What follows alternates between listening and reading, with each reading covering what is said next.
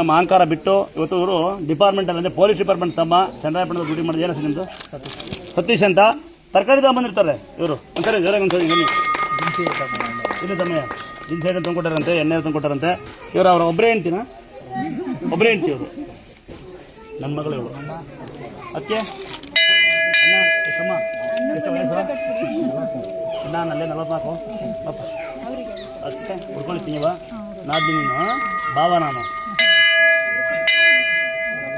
ಸಾರಿ ಕಟ್ಕೊಂತಾರೆ ಇವನು ಆಮೇಲೆ ಸಾಲಿ ಕಟ್ಕೊಳ್ಳಿ ಮಕ್ಕಳು ನೀವು ಚಿಕ್ಕಗೆ ಅಂತ ಶ್ರದ್ಧೆಯಿಂದ ಪೂಜೆ ಮಾಡಿ ನಿಷ್ಠೆಯಿಂದ ಕೆಲಸ ಮಾಡಿ ವಾರ ಏನು ಕೆಲಸ ಮಾಡ್ತೀನಿ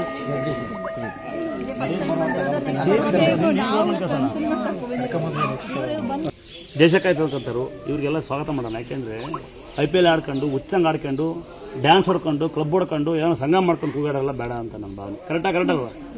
ಹಾಂ, ಜನಸೇವೆ ಮಾಡೋಣ, ಜನಾರ್ದನ ಅಂತ ಕರೆಯೋಣ. ಇವರೇ ಕರ್ಕೊಂಡ್ಬಂದಿದ್ದಾರೆ, ಗೊತ್ತಿರಲಿಲ್ಲ ಅಂತ ಬಂದ ನೆಕ್ಸ್ಟ್ ಬರ್ತಾ ಇರ್ತೀವಿ. ನೆಕ್ಸ್ಟ್ ಗುಡಿ ಬರ್ಬೋದು ಬೆಳಗ್ಗೆ ಸರ್ವೆಂಟ್ ಯಾರೇ ಇರಲಿ ಅವರು ಎಲ್ಲರೂ ಕೆಟ್ಟದಲ್ಲ, ಎಲ್ಲರನ್ನೂ ಕೆಟ್ಟ ನೋಡ್ಬೇಡಿ, ಎಲ್ಲರೂ ನೀವು ಮೋಸ ಹೋಗ್ಬೇಡಿ. ಹಂಗಲ್ಲೇ ಅಣ್ಣತಮ್ಮ KV ಇರ್ಕೊಂಡ್ರೆ ನಂಗೆ ಇಷ್ಟ ಕಾಣಲ್ಲ. ಯಾಕೆ ಗೊತ್ತಾ, ಕರೆಂಟ್ ಏನಾರ ಇಲ್ಲದ್ರೆ ನಾವು ಬಾಯಿ ಬಿಡ್ಕೊಟ್ಟಿಲ್ಲ ಅಂತೀವಿ. ನಿಮ್ಮ ಕಷ್ಟ ಏನು ಅಂತ ನಾನು ನೋಡಿದ್ದೀನಿ, ನಮ್ಮ ಅಣ್ಣಪ್ಪಿದೆ ನಿಮಗೆ 2007ರಿಂದ ಜಾಬ್ ಇಂಪಾರ್ಟೆಂಟ್ ಅಲ್ಲ. ಒಂದ್ಸರಿ ನಾವು ಕರೆಂಟ್ ಬಂದಿಲ್ಲ ಅಂತ ಬಡ್ಕೊತೀವಿ. ಯಾಕೆ IPL ನೋಡೋಕ್ಕೆ, ಕ್ರಿಕೆಟ್ ನೋಡೋಕ್ಕೆ, ಬಿಗ್ ಬಾಸ್ ನೋಡೋಕ್ಕಲ್ವಾ?